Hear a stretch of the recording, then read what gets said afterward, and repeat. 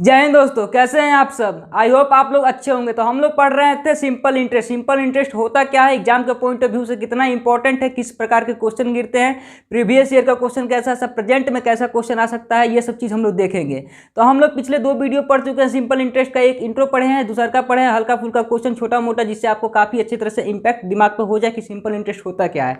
तो आज हम लोग थोड़ा लेवल को हाई करते हैं और कुछ अच्छे प्रश्न सॉल्व करते हैं, जिससे आपको भी मजा आएगा, हमको भी बताने में आपको मजा आएगा। तो चलिए हम लोग स्टार्ट करते हैं।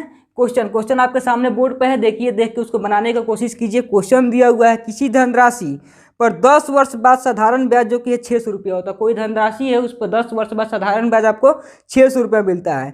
यदि 5 वर्ष बाद मूलधन को तिगुना कर दिया जाता है, 5 वर्ष बाद मूलधन को तिगुना कर दिया जाता है, तो 10 वर्ष बाद कुल ब्याज कितना होगा। तो देखिए दोस्त, टाइम कितना दिया हुआ है, टाइम 10 वर्ष दिया हुआ है, मानते हैं 10 वर्ष दिया हुआ क्वेश्चन में। एसआई कितना दिया हुआ है आपका, एसआई 600 रुपये दिया हुआ। तो क्वेश्चन बनाने से पहले क्वेश्चन के भावनाओं को समझना बहुत जरूरी है। अगर आप क्वेश्चन समझते हैं तो मैथ्स यू बनेगा आपसे। तो देखिए, इसका देने का मतलब आप समझे क्यों दिया हुआ था। 10 साल में 600 रुपये ब्याज दिया हुआ था, क्यों दिया हुआ था, ताकि आप रेट फाइंड कर सके। समझ रहे हैं। 1 साल में कितना हमको मिलेगा ब्याज, 600 बटा में 10 कर देते हैं तो कह सकते हैं 60 रुपये। 1 साल में हमको ब्याज 60 रुपये मिलेगा। अगर हम प्रिंसिपल मान लेते हैं, देखिए मेरा प्रिंसिपल है, प्रिंसिपल को मान लेते हैं 100 रुपया, 100 रुपया मान लेते हैं। 100 रुपया में हमको 60 रुपया ब्याज मिलता है पर साल। तो रेट कितना हो गया दोस्त, रेट हो गया कितना, 60% हो गया दोस्त। समझ में आया दोस्त यहाँ तक। अगर समझ में आया, प्रिंसिपल एज्यूम क्यों किए, प्रिंसिपल नहीं दिया हुआ था, जो मेरा मन करता है वो मान लीजिए, जिससे कैलकुलेशन आसान हो आपको। तो ये तो हो गया यहाँ तक। अब बोला 5 साल तक हमको यही रेट के थ्रू मिलता है, यही प्रिंसिपल के थ्रू मिलता है, सॉरी प्रिंसिपल के थ्रू मिलता है। 60 × 5 कर देते हैं तो हमको कितना एसआई प्राप्त हो जाता है, एसआई है 300 रुपये एसआई प्राप्त हो जाता है। अब क्या बोला, अगले 5 साल जो है प्रिंसिपल को तिगुना कर दिया जाता है। अगले 5 साल प्रिंसिपल 100 है, प्रिंसिपल मानते देखिए 100 है प्रिंसिपल, इनको 3 से मल्टीप्लाई कर देते कितना, प्रिंसिपल मेरा 300 हो गया, 300 हो गया कि नहीं। अगले 5 साल में प्रिंसिपल को तिगुना कर दिया। रेट मेरा कितना था, 60% की दर से, 60% ये बटा में 100 कर देते तो क्या होता है, हमको एसआई अब प्राप्त होने लगा 180 रुपया। तो बोला है टोटल 10 वर्ष में हमको कितना एसआई प्राप्त होता है। अगर 180 को हम 5 से मल्टीप्लाई कर देते हैं, क्यों 5 से मल्टीप्लाई किए, 5 साल का यहाँ पे एसआई मेरा दिया हुआ है 300 रुपया, 18 × 5 = 90, तो कह सकते हैं 900 रुपया अगला एसआई मेरा प्राप्त हो रहा है 5 साल में। तो देखिए यहाँ पर जोड़ दीजिए, जोड़ देते हैं 1200 रुपया। टोटल मेरा एसआई कितना प्राप्त हो गया, 1200 रुपया। क्वेश्चन कोई तोप नहीं है, बस आप क्वेश्चन समझते हैं तो यू सॉल्व कीजिएगा। अगर आपको समझ में आया क्वेश्चन तो बढ़ते हैं अगले क्वेश्चन की ओर दोस्तों। तब तक के लिए वीडियो को लाइक सब्सक्राइब दबा के ठोकिए, पसंद आता है तो दोस्त देखिए आपके सामने क्वेश्चन दिया हुआ है। क्या दिया हुआ है, 6.25 वार्षिक ब्याज की दर से 5000 रुपये की राशि 5 फरवरी 2017 से 19 अप्रैल 2017 तक का साधारण ब्याज ज्ञात कीजिए। तो ठीक है, ये क्वेश्चन कुछ नहीं है दोस्तों, कोई तोप नहीं है। P × R × T बटा में 100 ही लगाना है आपको, बस दिन की संख्या काउंट करना है। देखिए जैसे आपका दिया हुआ है 5 फरवरी से कितना दिया हुआ है, से दिया हुआ है 19 अप्रैल तक दिया हुआ है, 19 अप्रैल तक दिया हुआ है। प्रिंसिपल कितना है आपका, ये टाइम है। प्रिंसिपल कितना है, प्रिंसिपल आपका कितना दिया हुआ है, 5000 रुपया दिया हुआ है, 5000। रेट कितना दिया हुआ है, रेट दिया हुआ 6.25। तो इसको लिख सकते हैं 6.25% को यहाँ से हटाते हैं, 00 यहाँ पे 6.25 कितना होता है, 6.25 को हम लिख सकते हैं 25 बटा में 4 लिख सकते हैं, 6.25 हो गया। परसेंट हटाते हैं, यहाँ पर 100 कर देते हैं। समझ में आया यहाँ तक। तो कितना दिया हुआ है, 25 बटा में 400 रेट की दर से दिया हुआ है। तो अब आपको कुछ नहीं करना है, यहाँ पर डे काउंट कर लेना है। फरवरी में होता है 28 होता है, तो 28 5 को घटा दीजिएगा, 23 बच गया, 23। अब मार्च में कितना होता है, 31 दिन होता है, 31 और 19 अप्रैल जोड़ दीजिए यहाँ पर 19, तो कह सकते हैं इसको, तो 12 3 73, टोटल दे कितना हो गया, 73 दिन हो गया। तो लिख सकते हैं यहाँ पर 73 बटा में 365 लिख सकते हैं, 365 पे। समझ में आया। अब कुछ नहीं करना है, आपको फार्मूला लगा देता है, P × R × T बटा में 100 लगा देना है। ठीक है। प्रिंसिपल कितना दिया हुआ मेरा, प्रिंसिपल 5000 रुपया दिया हुआ है। ठीक है। रेट कितना दिया हुआ है, 25 बटा में 400 दिया हुआ है। ठीक है। और आपका डे कितना दिया हुआ है, 73 बटा में 365 दिया हुआ है, यही दिया हुआ है।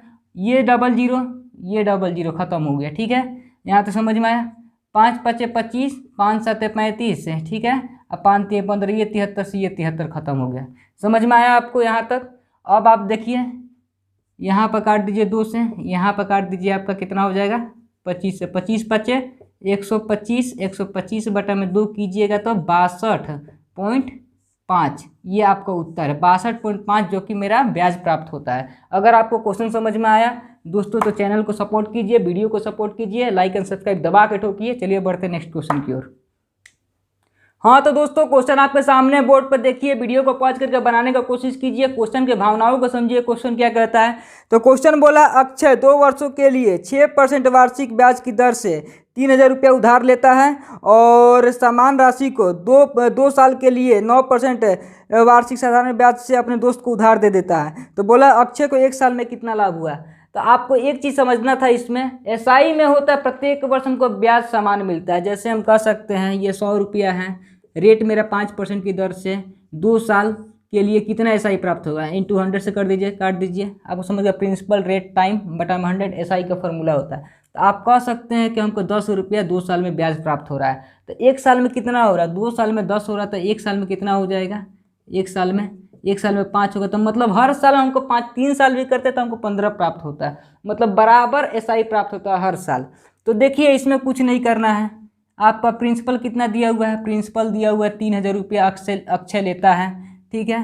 कितना रेट से लेता है, रेट से लेता है 6% की दर से लेता है। टाइम कितना दिया हुआ है, 2 साल के लिए लेता है, उधार लेता है और देता अपने दोस्त को कितना पर है, यही प्रिंसिपल 3000 रुपया देता है, ठीक है। रेट कितना दर से देता है, 9% की दर से देता है और टाइम भी समान रहता है, आपका टाइम रहता है 2 साल के लिए देता है। तो बोला है कि अक्षय को 1 साल में कितना लाभ होगा। प्रिंसिपल भी सामान दिया हुआ है, रेट मेरा 3 का डिफ्रेंशिएट दिया हुआ है, टाइम भी सामान दिया हुआ है, ठीक है। तो हमको 1 साल का ही निकालना है। तो डायरेक्टली आप रेट से रेट माइनस कर दीजिए।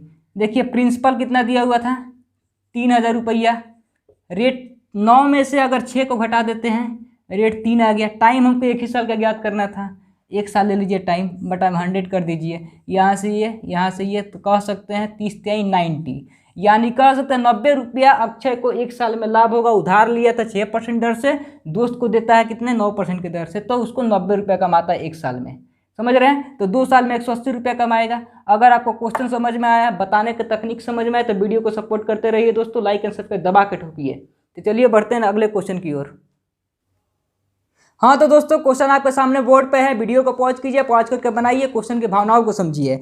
तो क्वेश्चन दिया हुआ है साधारण ब्याज की एक निश्चित दर पर 800 रुपये 3 वर्ष में 956 रुपये हो जाते हैं। यदि इसी अवधि में यह मूलधन 1052 रुपये हो जाता है तो ब्याज की दर में वृद्धि का प्रतिशत ज्ञात कीजिए, ठीक है। ब्याज की दर में वृद्धि का प्रतिशत ज्ञात करना है। तो कंडीशन क्या बोला है, प्रिंसिपल मेरा 800 रुपया दिया हुआ है, अमाउंट कितना दिया हुआ है, अमाउंट दिया हुआ 956 दिया हुआ है, टाइम कितना दिया हुआ है 3 ईयर दिया हुआ है, हमको रेट कितना दिया हमको नहीं पता है, रेट हमको नहीं पता है। दूसरा का कंडीशन क्या बोला है, प्रिंसिपल सेम है 800 रुपया है, ठीक है। अमाउंट कितना हो जाएगा 1052 हो जाएगा। टाइम कितना है, टाइम बोला है 3 ईयर ही है। रेट बोला है कितना वृद्धि किया जाए क्या, ताकि हमको 1052 ब्याज मिलना चाहिए। तो सबसे पहले हमको रेट फाइंड करना होगा। शुरू वाला रेट फाइंड करने के लिए क्या बताए थे, अमाउंट माइनस प्रिंसिपल, एसआई हो गया। अमाउंट माइनस अमाउंट कितना दिया हुआ 956, प्रिंसिपल को माइनस कर देते हैं 800 में कितना आ जाता है 156 आ जाता है रेट फाइंड करने के लिए।